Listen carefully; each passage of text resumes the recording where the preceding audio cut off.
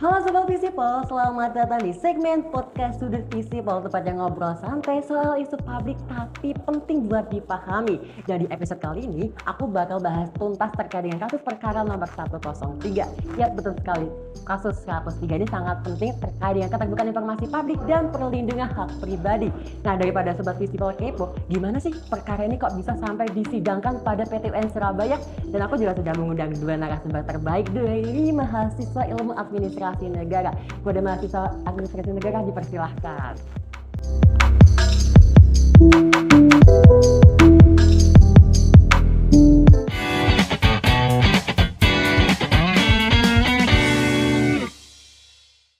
Halo kakak semuanya, gimana nih kabarnya? Alhamdulillah baik. Oke, dengan siapa nih kak? Aku Dino Dulidaya. Rizky Amalia. Dan kali ini kita akan lagi di podcast segmen terkait dengan mengupas tuntas kasus perkara nomor 103. Nah, kasus perkara nomor 103 ini terkait dengan keterbukaan informasi publik dan perlindungan hak pribadi nih kak. Dan di sini kita akan diskusi terkait dengan kasus perkara ini. Dan aku menanyakan satu poin penting dulu nih kak. Jadi pertanyaan adalah terkait dengan sebagai mahasiswa Visipol yang sering bergelut dengan isu transparansi publik. Dan menurut kakaknya sendiri nih, apa yang membuat sengketa informasi seperti dalam perkara kasus 103 menjadi sangat penting untuk dipahami dalam generasi emas saat ini? Baik, aku akan menjawab ya. Oke, terkait kita sebagai generasi muda terutama yang dimana di era digital dan banjir informasi, kita tidak hanya mengandalkan tentang transparansi gitu ya. Jadi kita juga mengenal tentang hukum, di mana hukum itu tersebut kita harus tahu di mana kewenangan dan data kita itu dijaga oleh pejabat gitu. Selain itu kan dari kasus ini kan tidak semua hal atau data itu harus dipublikasikan. Ada data-data yang memang hanya diperuntukkan oleh lembaga atau pejabat tertentu.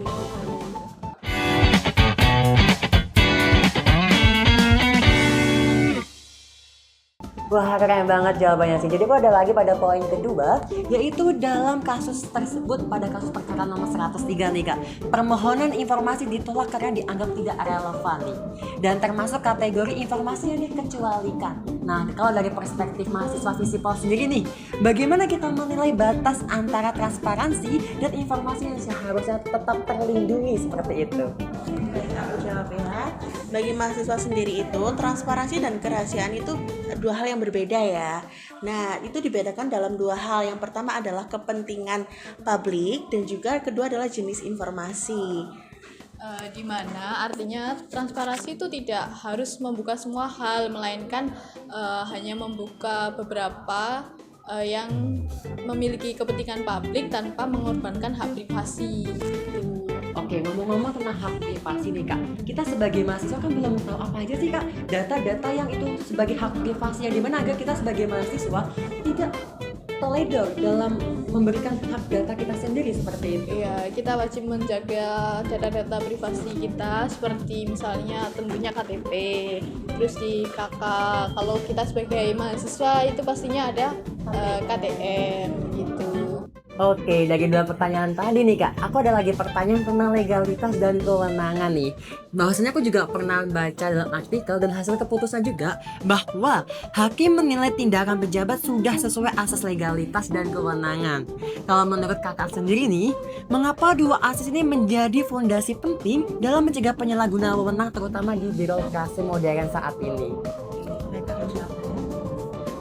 Dua asas ini tuh berperan penting karena sebagai pagar agar kekuasaannya tidak disalahgunakan, terutama terkait asas legalitas sendiri itu agar pejabat tidak bertindak semaunya gitu. Dan untuk asas kewenangan sendiri itu diperuntukkan untuk mencegah pejabat tidak melakukan di luar batas seperti itu.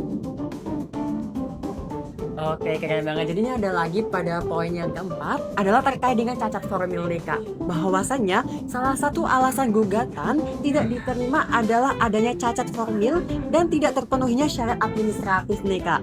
Nah, sebagai mahasiswa administrasi publik sendiri, bagaimana kakak melihat peran ketelitian administrasi dalam menentukan nasib suatu perkara di PT UN Surabaya? Jadi untuk pertanyaan pada poin ini itu sendiri, sebagai mahasiswa administrasi publik sendiri itu dapat dilihat dari dua hal, yaitu yang pertama terkait dengan prosedur yang merupakan bagian penting dalam keadilan. Lalu yang kedua ada ketidaklengkapan dokumen, terus kesalahan tenggat waktu atau syarat lain itu bisa membuat perkara gugur sebelum masuk substansi. Jadi di PTUN sendiri itu ketelitian administrasi itu merupakan bagian yang sangat penting karena menentukan sebuah perkara itu bisa diproses atau tidaknya. Jadi prosedur itu dijalankan itu bukan hanya sebatas formalitas belaka begitu. Wah, keren banget. Jadi kok ada dua pertanyaan lagi terkait dengan relasi negara dan warga nih Kak. Jadi aku pernah menelusuri bahwasanya kasus ini tuh menegaskan bahwa keterbukaan informasi tidak bersifat mutlak nih Kak. Jadi kalau menurut kakaknya sendiri, bagaimana seharusnya relasi ideal antara negara dan warga dalam hal akses informasi publik nih? Oke, kalau menurut aku sendiri, relasi ideal antara negara dan warga negara dalam mengakses informasi itu ada 3 ya. Nah, yang pertama itu negara itu harus memberikan akses kepada publik terkait akses informasi. Nah, seperti kayak anggaran negara, pelayanan, dan juga kebijakan. Nah, yang kedua itu warga itu juga punya hak untuk mengakses informasi, tapi jangan lupa juga ada batasan hukum. Nah, yang ketiga itu negara harus memberikan alasan penolakan yang transparan, dimana biasanya itu kasus di Indonesia itu banyak banget yang alasannya itu tidak masuk akal ya, dan malah ditutup-tutupi seperti itu. Wah, keren banget ya. Jadi aku ada pertanyaan terakhir nih Kak, terkait dengan evaluasi pastinya.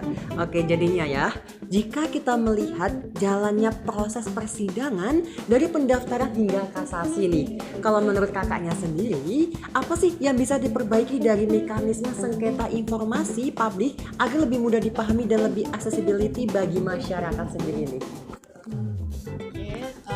Dalam kasus ini mulai dari tahap pendaftaran hingga tahap kasasi itu banyak sekali, dan ada beberapa hal yang memang perlu diperbaiki, yaitu yang pertama ada simplifikasi prosedur, di mana banyak masyarakat itu belum paham akan syarat formil sehingga banyak gugatan itu lebih sering gugur dibandingkan diterima gitu. Lalu yang kedua ada digitalisasi proses sengketa. Misalnya dengan membuat dashboard di web PTUN agar status perkara itu lebih mudah diakses oleh masyarakat. Lalu yang ketiga ada edukasi publik, di mana misalnya memberikan informasi yang memang diperbolehkan dan yang dikecualikan. Jadi saya rasa dari ketiga hal tersebut akan membuat mekanisme sengketa keterbukaan informasi publik atau KIP itu akan lebih ramah ke depannya.